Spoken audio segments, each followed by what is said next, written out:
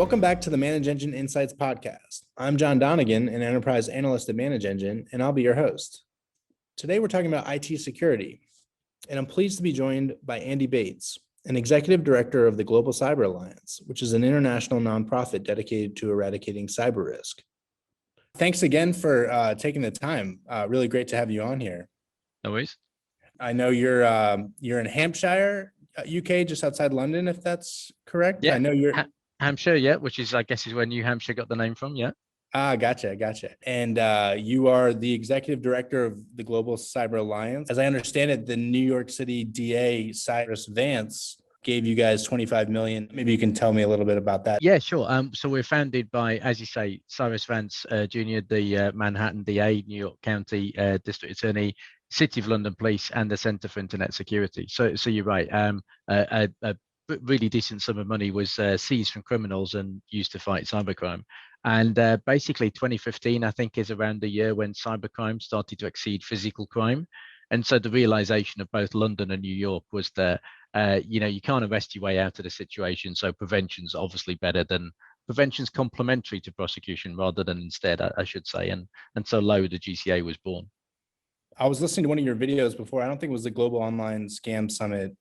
You were saying that people often don't report cybercrime, that it usually goes unreported, and that small businesses are usually hit harder than larger businesses, all things being equal. Why do you think that's the case, that small businesses are targeted more than larger organizations? And also, why does it go unreported so often? Yeah, so two cool questions, I guess, in sort of reverse order. I don't think that small businesses are getting targeted more, but I think that is the growth sector for cyber criminals. And the reason for why is, if I were a criminal and you attacked a major bank in the UK, these guys are spending tens, if not hundreds of millions on cybersecurity defense. So it's like the olden days of trying to rob a bank with a really big safe. It's a tough nut to crack. Whereas if you want to steal 10 million, stealing it £100 or dollars a time from 100,000 people, you still get the same rewards, but arguably the chances of prosecution is pretty low. And that maybe talks to your first, maybe second part of the question, which is, so why is reporting so low? If I stole $100 from your account today, would you notice? Would you notice by the end of the month? If you did, could you be bothered to report it? And then would you know who to report it to? So one of the things in the UK with the UK bank and telco sector we've been working on, again, with the police is how to improve that. Because simply knowing that you've got to dial this really, long number to report cybercrime and fraud is difficult. Whereas in the States, you'll phone 911 if somebody throws a brick through your window, and 999 if in the UK if they did the same. So people's response to normal physical crime is quite well tuned. But in terms of cyber, do you even know it's the police you should call? Should it be the police? So all those questions kind of slow down the reporting basis. But yeah, if somebody's stolen 10 million from you and you're a big bank, you know to phone everybody. But if you've stolen £100, then if somebody's stolen £100, then a little bit more difficult to find out who to call, and the incentive is obviously exponentially lower. Right. I'm wondering, are certain industries targeted more than others? I know that like healthcare data is probably very valuable, like on the dark web and stuff, and obviously financial institutions are probably vulnerable. I don't know. Yeah, I mean, initially it was big banks, because you'd rob a big bank for money in the physical days. So why not attack a big bank in the terms of cyber?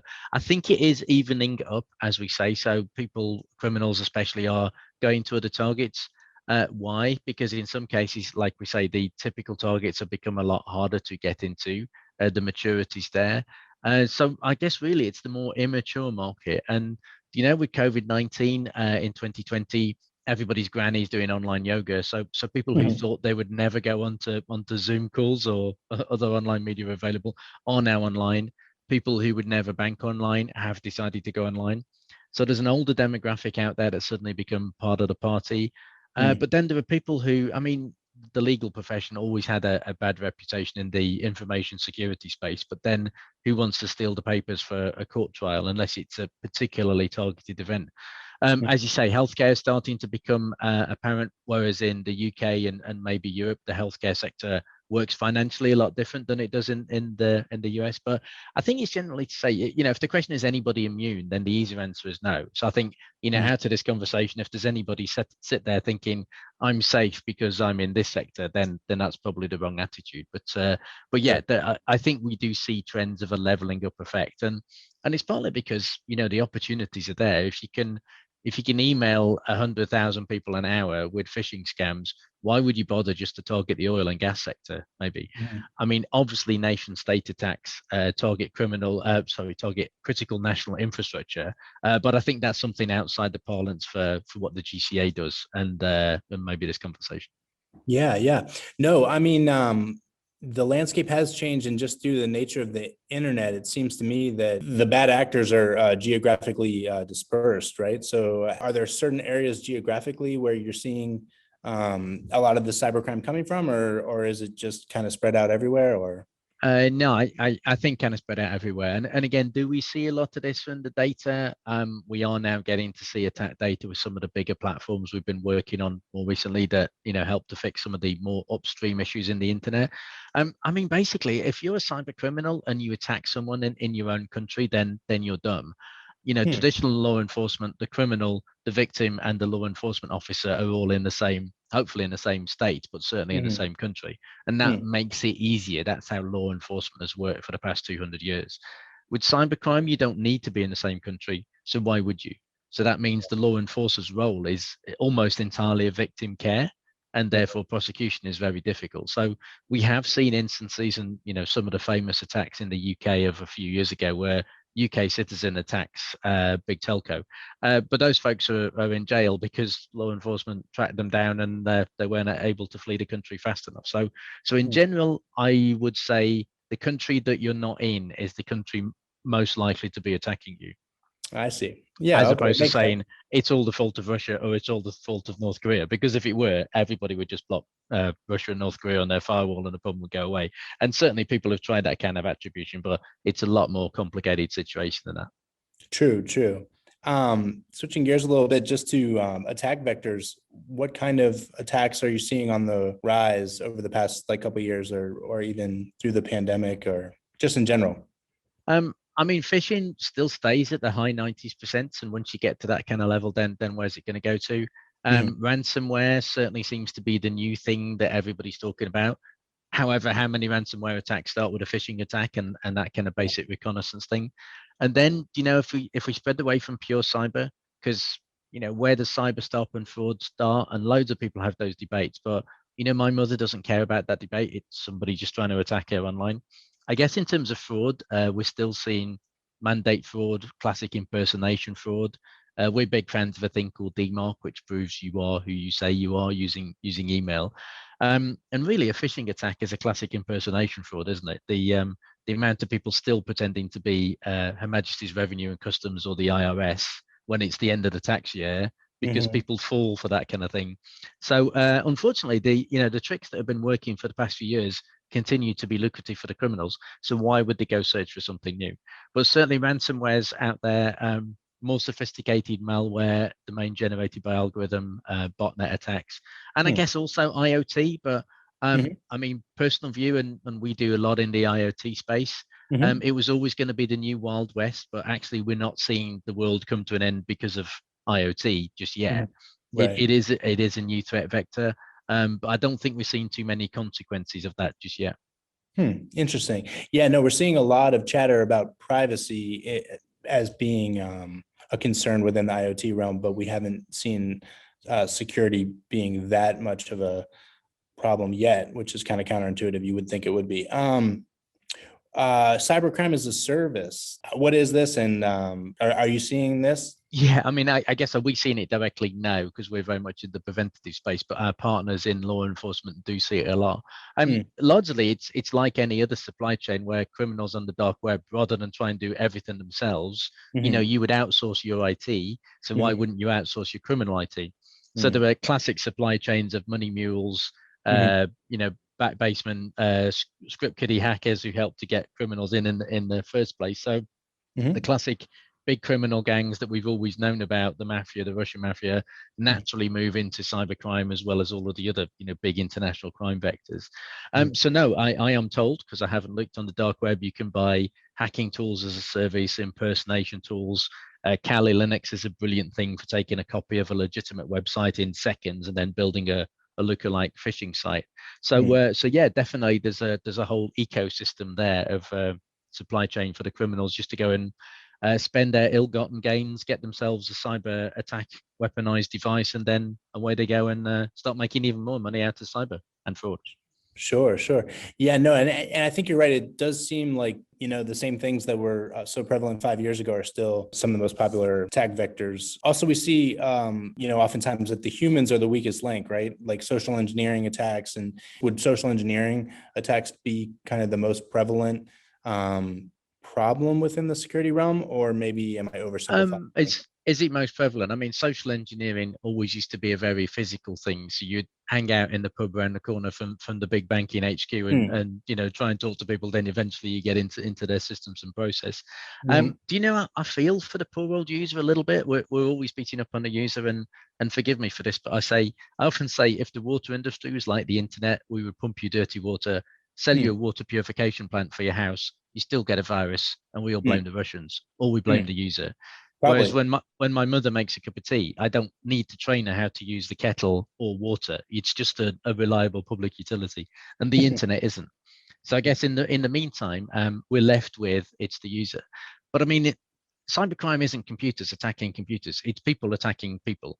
They just happen to be using computers to do it instead of using the stick or a gun or any of the other, tools of criminality that have been in the past. And I'm sure when the time machine's invented, we'll all be talking about time crime if you and me are still in the industry by then. So criminals just use the latest tool. So yes, the users are, I guess, the last line of defense, as well as therefore having a responsibility.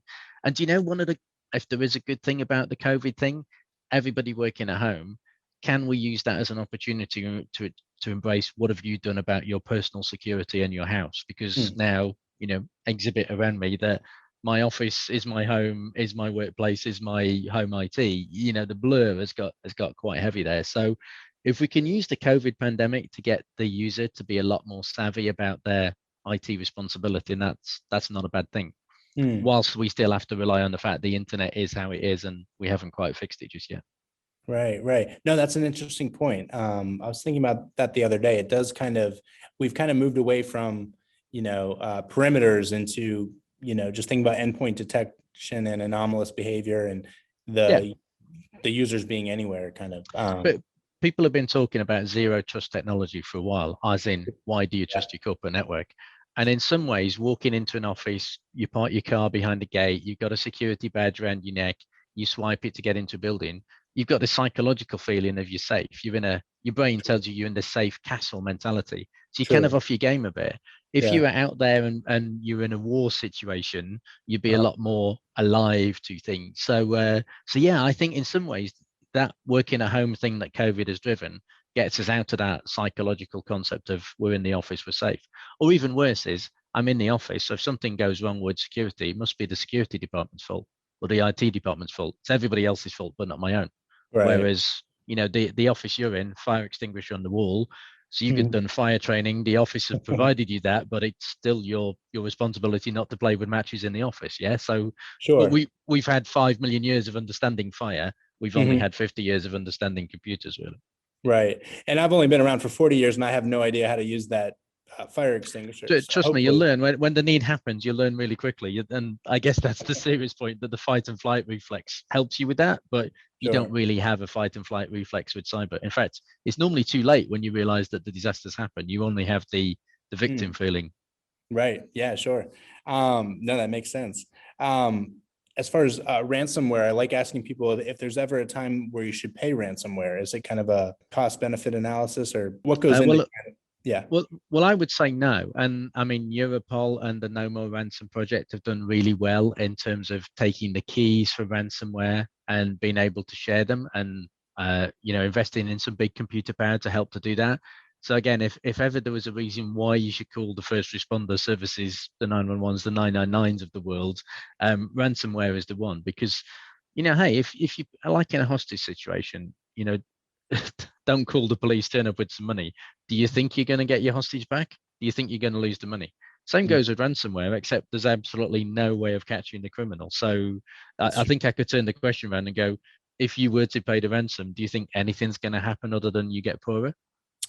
Yeah, and I guess there's no real guarantee that they're going to even give you the encryption key back, That's right? that's that's my point. Yeah. So Right. there's no such thing as a good honest thief. There's no guarantee you are Yeah. going to get the key. So you could Right. just you send me $1,000. Oh no, I've changed my mind. Send me 3,000. When does it end? Right. Yeah. Yeah. No, there's a lot of movies like that. Right. And then also, yeah. Right. Yeah. No, that's very true. And then it incentivizes other bad actors probably to do the same kind of And thing. and worse is, the one day when somebody says, "Hey, I paid a ransom and I got a key back." So let's say you're the 1 in 1,000 who is lucky because you're going to tell your mates. Mm. So what about the other 999 people? That whole, Mm. the whole amount of fact that people talk about stuff when bad things happen to them. Mm. It could be a good advertising thing for the criminals as well. Great for you if you're the 1 in 1,000, but that probably generates another 999 victims. Mm. And part of your organization, you've called it like a circle of trust, as I understand it, working with obviously law enforcement, but also consumers and review sites and brands and protection agencies, ISPs and registries and registrars. Through this, what kinds of things have you been seeing of late, and what would you kind of want to impart to our listeners here as far as, what's top of mind for you? Yeah, great. I mean, we coined the circular trust conversation when Okay. we were at the GOS event with Scam Advisor and APWG. And I Mhm. think the fact is there are actually lots of not-for-profits trying to do good things, trying to light the little fires around the world. So you could meet APWG, you could meet GCA, you could meet the CDA, and the list goes on. And I think the point was, so we've committed that when people give us data in good faith around criminals, we'll give Mhm. it to those other organizations. So you don't need to partner with 19 organizations. If we can partner with any one of your choosing and we all agree to share bilaterals in that space, then that's great. Really, that was around our domain trust project. So one Mhm. of the things we're doing is trying to help the internet industry to take down criminal domains and mail servers. So we now, at last count today, have 1.9 million domains which have been given to us in good faith, and Mhm. we share them with the community. So I think that was where the circle of trust, trusted environment kind of came from. That says people are giving us those domains in good faith. We don't keep that or monetize it. We give it to other not-for-profits. So we give it to the right people who can do the right thing with that. And I think that goes back to probably your first question about people not reporting cybercrime. If they Yeah. think there's not going to be an arrest, then why bother? Well, Mhm. actually, if we can help people to take down the internet infrastructure that the criminals are using, the force multiplier of that is massive. And so Mhm. that is one of the benefits of, reporting cybercrime to the right people. Yeah, this might be a good time to transition to blockchain. I see blockchain as being part of the solution and part of the problem. I mean, blockchain technologies can be used. Obviously, we use it at Zoho Sign to it authenticates signatures on the Ethereum blockchain, and I know they're experimenting with using these technologies to fight cybercrime. But at the same time, how do people ask for the money sent to them? Right? It's usually Bitcoin or what have you. Bitcoin, So yeah. I guess it's the difference between is Bitcoin bad, is blockchain good? And I yeah. guess Oh, that's okay. a pretty easy place to get to, I suppose. And other cryptocurrencies are available, I guess. But yeah, I Interesting. mean, if I could clip my fingers, there's probably financiers now who are going to hate me for this, but if I could clip my fingers and just eradicate all cryptocurrency, Uh-huh. clearly that's an easy vehicle that the criminals are using. Yeah, it's like somebody designed a currency that is perfect for the criminal mind. That said, criminals existed before Bitcoin and other cryptocurrencies. So, Mm. to my earlier point, criminals are always going to use the latest artifact, but that was a bit like somebody poured petrol on the fire. It didn't really help. Interesting. But you're right, with everything, with the internet, with nuclear power, whatever mankind invents, some people use it as a force for good, some will use it as a force for evil. You've just got to know that. And I think, to that point, and using the nuclear weapons analogy, the more you can control the source of the stuff and make sure you're authoritatively giving it to the right folks, then the less it's likely to fall into the hands of the criminals. Mhm. Example being SSL encryption on websites. You Mhm. got the padlock. I think I saw a report recently that said there are more criminal enterprises using SSL and the padlock on their website than there are genuine businesses. So, I teach my mum, if you go to a website that's got a padlock on it, you're Yeah. probably safe. Well, now I've got to Right. teach her the opposite. So she's going to go, well, what the heck are you talking about? 2 years ago, you told me this padlock was a good thing. Now you're telling me it's a bad thing. And Yeah. that's the effect of just saying to everybody, hey, here's some technology, we can all use it. Huh. Wait, the criminals are always on the technological front foot ahead of everybody else, particularly Hmm. when it's free technology. Interesting. Interesting. I wonder if that will change though, as I'm still um, I'm still caught up on your Bitcoin comment, actually, very incendiary. I'm wondering if it'll change if, if some of these people like Elon Musk and the Winklevoss twins or whatever, these people that are pitching Bitcoin and they really think it's going to become widespread as more people use it, then yeah, there'll be bad actors exploiting the anonymity that comes with Bitcoin, but also, it'll just be similar to another currency, and then governments will come on board and have to figure out a way to regulate and what have you. I don't know. I'm just playing devil's advocate a little bit here. No, and you're right. I guess there's the balance between anonymity, if I could say that, and privacy. We all want privacy, but there's anonymity. Anonymity doesn't always equal privacy. You can Mhm. have one without the other. Admittedly, it's Sure. difficult, but think of the regulated banking system, KYC, AML, know your customer, anti-money laundering. Those things mean that when I apply for a bank account, it's hard. But if I commit a crime and the bank spots that, then it's known that I'm a criminal. Whereas I Mhm. can buy an internet domain using a credit card, probably using your stolen credit card. Mhm. Nobody knows it's me. So I've got both privacy and anonymity. So the good thing about the regulated banking industry is those KYC AML rules were brought in for a reason, and the big reason was to stop criminals. That Mhm. doesn't exist in cryptocurrency. So if Elon Musk and all the other folks who are big into that space can bring, again, it's back to the same point. That onboarding, the KYC thing, prove to me that you're a criminal, and then you deserve to use my form of cryptocurrency. And if you don't, go use the others. That actually adds value to the brand. It adds value to them as an organization. So I Mhm. think there are ways to earn the right for anonymity and Mhm. privacy, and by proving that you are a genuine article. Criminals will always get around that, but in terms of the percentages, if you then are left with 0.1% of criminality in the system, then that's a pretty good matrix. Whereas at the moment, it just strikes me as an open door where anybody can use that currency for good or evil. It goes back to that point about SSL. If only we'd have proved people's identity to onboard who can use it, then the padlock would still be a trusted thing. Mhm.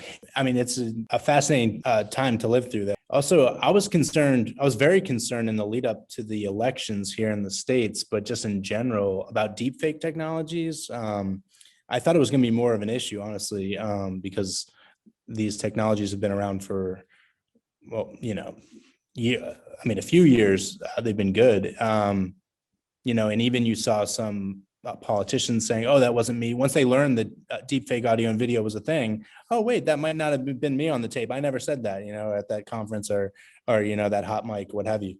Um, are you seeing that related to the cybercrime space at all? Not really yet, or I I mean, corporately, we wouldn't see it. Personally, with some of our partners we work with, certainly people faking Facebook identities to pretend to be customers to intercept the banking world. Yeah, we've seen that. So, in fact, the concept of being able to create, a live image to get through onboarding with social media platforms, definitely. I heard people talking about that at least 18 months ago or so.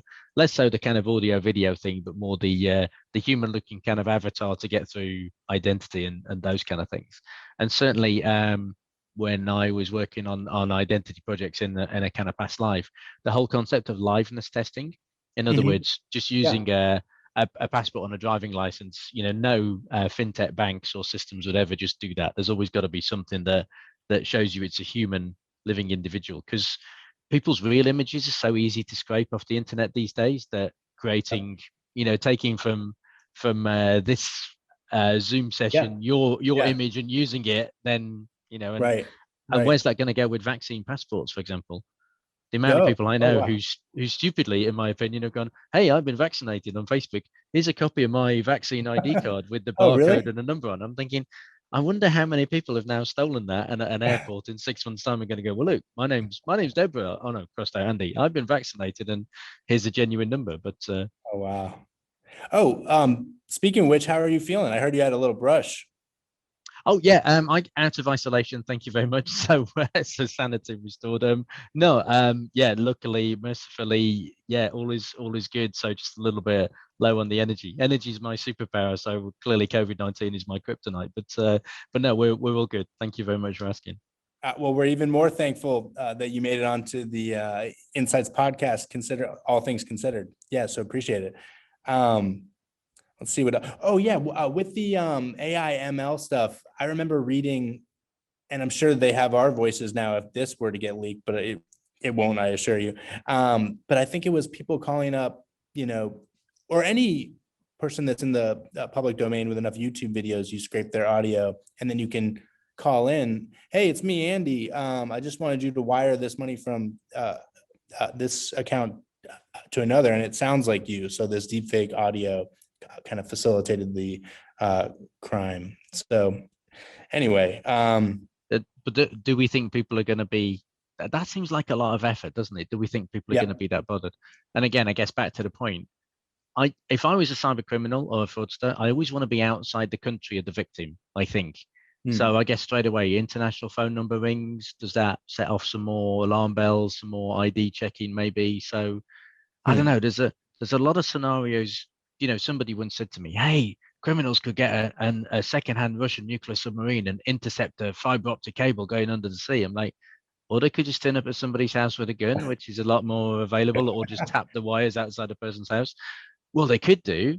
Yeah, and yeah, I know, which is more feasible and easier. So yeah, I think you're right, and that technology's there. You get into the realms of surely there's an easier way of stealing money, which is back to the phishing, ransomware, etc. Before you get into all that kind of stuff, Right. Yeah, I remember that when I was in graduate school a few years ago, I was asking this AI expert that came to speak, and I was under the impression that hijacking cars like Teslas and like making them swerve off the road was going to be like a big terrorist problem.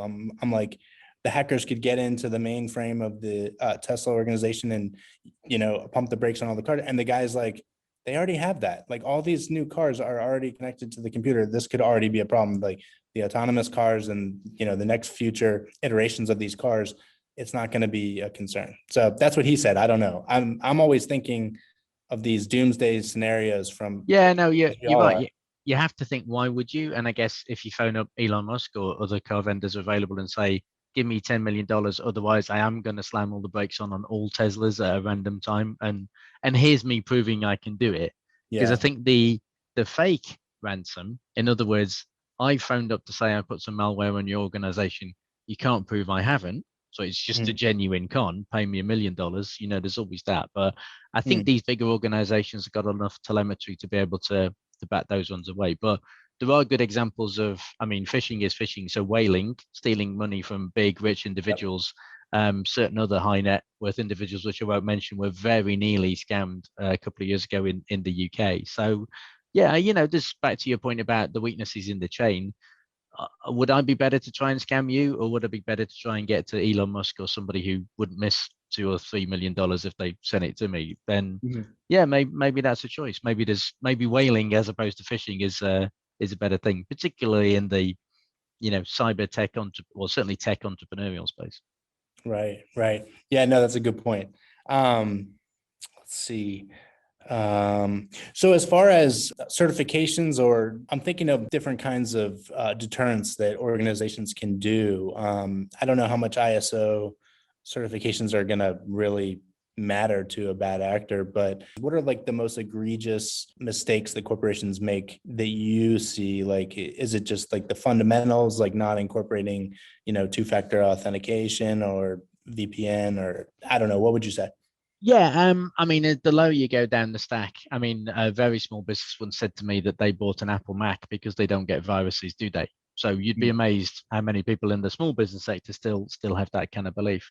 At the big organization thing, and I mentioned earlier, we're big fans at the GCA of a thing called DMARC, DMARC.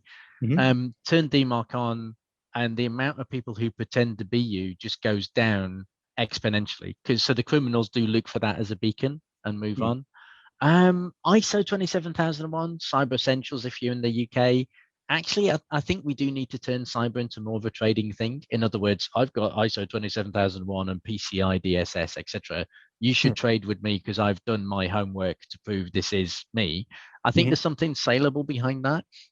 So we have seen criminals do web crawling to find those kind of badges on people's websites and then go elsewhere. It is always a case about finding the easy mark. But I mean, and therefore, like I say, DMARC is a brilliant indicator to me, in my opinion, of an organization's cyber maturity, and it's an externally facing marker that you can't hide because it's in the internet DNS. But you're right. The amount of times you probably found it where you go onto a system and there isn't two-factor authentication, then that's a classic example. But I do think, back to the earlier point, now people are working at home. Where do you draw the boundary between when is it the employer's responsibility and the employee's responsibility?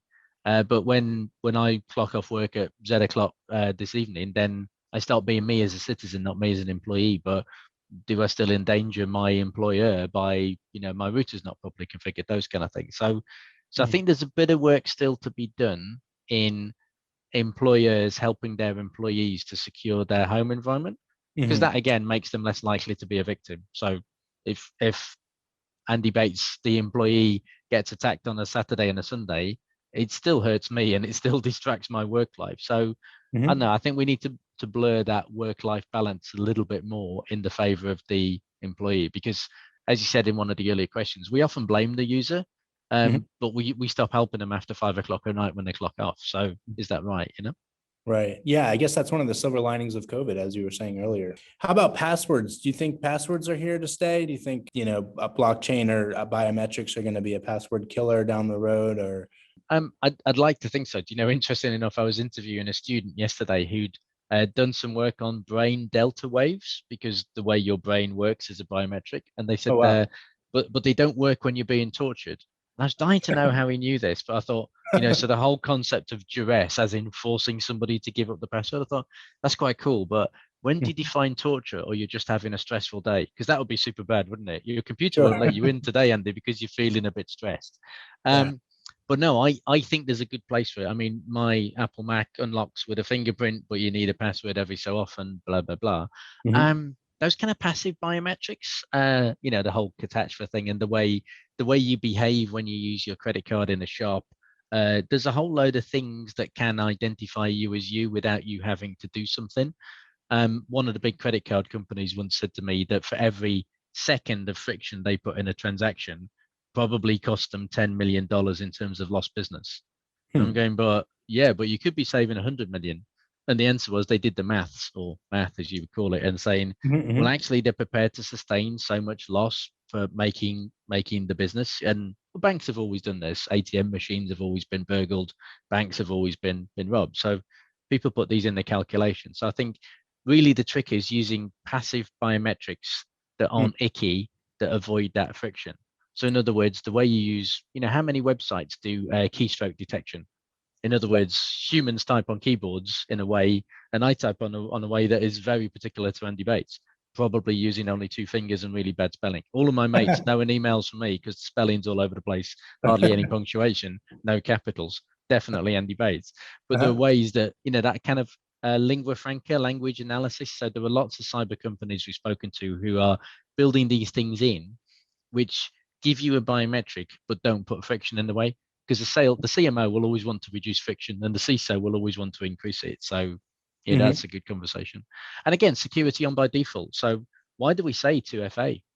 I always think I'm talking to my mother. My mum doesn't know what 2FA is, but that thing that sends a message to her phone is a useful thing. But as an aside there, both of my parents recently caught COVID. British health system really good, but call centers, texts, emails not working well when people are in their 80s. So, that whole non-digital generation, we have to make sure we bring them along. So I don't think we should call 2FA 2FA. We should call it something more friendly. And these things should be on by default. So when I pick up my iPhone when it's new, I should be able to have a slider that goes more secure, slightly more painful, less secure, slightly less painful, and you choose. And then it just turns you on these things we've just talked about. Right. Yeah, no, I think you're right. And that all makes sense. as far as password, just going back to passwords for a second, I've made the argument that passwords aren't going anywhere. Part of it's because we sell products that involve passwords, but it is true, I guess, that passwords are 100% correct or 100% wrong, right? And the key, I guess, is making complex, nuanced passwords and not necessarily updating it every 90 days, but just making them not password 123 or whatever. Not painful, not easy and not painful. Right. And well, I use whatever. I won't get into my password management over here. But, no, please don't. We'll be here all night trying to socially engineer to find out what your password is. Right.